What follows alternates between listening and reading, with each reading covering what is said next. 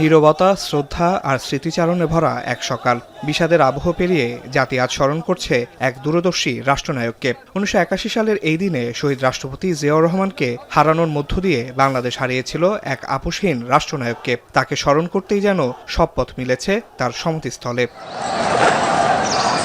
সকালে জিয়া উদ্যানে শহীদ রাষ্ট্রপতি জিয়াউর রহমান ও সাবেক প্রধানমন্ত্রী বেগম খালেদা জিয়ার সমাধিতে উপস্থিত হন প্রধানমন্ত্রী ও বিএনপি চেয়ারম্যান তারেক রহমান। প্রথমে তিনি ফুল দিয়ে শ্রদ্ধা নিবেদন করেন। নোভা এলইডি টিভি, ঝকঝকে ছবি, নিখুঁত শব্দ, ৫ বছরের ওয়ারেন্টি। নোভা মানি, সঠিক মান, নিশ্চিত সেবা। পরে দলের জ্যেষ্ঠ নেতাদের সঙ্গে নিয়ে পুষ্পস্তবক অর্পণ ও জিয়ারত করেন তিনি। এ সময় ফাতেহা পাঠ এবং বিশেষ মোনাজাতে অংশ নিয়ে শহীদ রাষ্ট্রপতির রুহের মাগফিরাত কামনা করা হয়।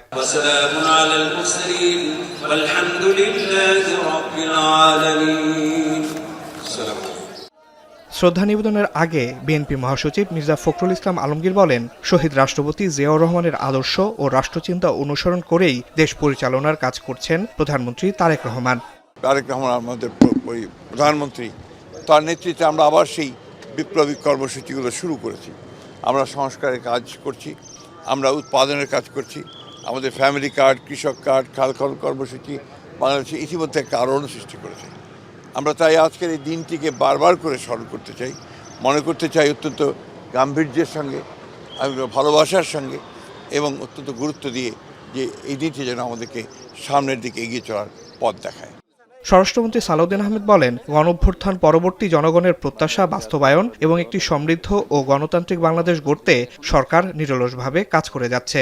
যতদিন বাংলাদেশ থাকবে ততদিন এই বাংলাদেশটাকে গণতান্ত্রিক ধারায় পরিচালিত করি এবং জনপ্রত্যাশা অনুযায়ী এদেশের উন্নতি সমৃদ্ধি করি। আর স্বাধীনতা সার্বভৌমত্বের অতন্ত্র প্রহরী হিসাবে শহীদ রাষ্ট্রপতি জিয়াউর রহমানই এই বাংলাদেশে প্রথম থেকে শেষ পর্যন্ত ভূমিকা রেখে গেছেন। পরে সমাধিস্থল সর্বসাধারণের জন্য উন্মুক্ত করে দেওয়া হলে বিএনপি এবং এর অঙ্গ ও সহযোগী সংগঠনের নেতাকর্মীদের পাশাপাশি নানা শ্রেণী পেশার মানুষ শ্রদ্ধা নিবেদন করেন। ফুলেল ভালোবাসা আর দোয়ায় স্মরণ করেন স্বাধীনতার ঘোষক শহীদ রাষ্ট্রপতি জিয়াউর রহমানকে। আসিফ ইকবাল খান, এখন, ঢাকা।